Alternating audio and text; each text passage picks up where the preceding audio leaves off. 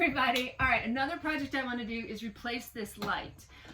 So RV fixtures, you know, not the prettiest in the world. So I'm going to pop off the covers, okay? And then that will reveal some screws under here and a spider, apparently. Goodbye, he's alive, don't go, leave me alone. And I'm going to replace it with a light that I have made. And it's just going to add a little bit more like ambiance to the place. But I'm taking it down now because I want to paint the ceiling, and I want to be able to paint the footprint of the new light is smaller.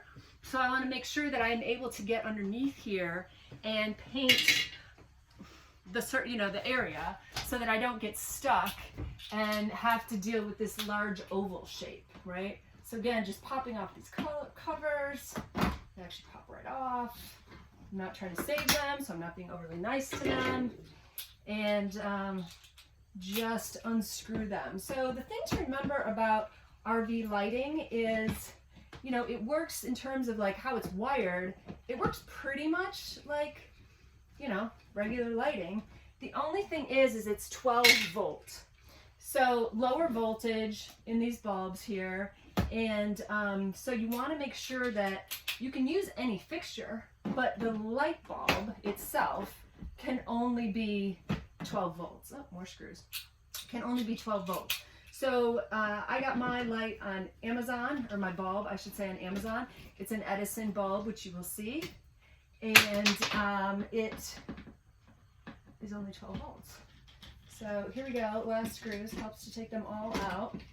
The other thing to know about RV lighting is that because it is lower voltage, you're not going to find a ground. Okay, so there's only two wires. There's your neutral wire and your hot wire, and that's it. And there's a whole bunch of bugs. Ugh. And now the other thing to remember is lights like this have an on-off switch.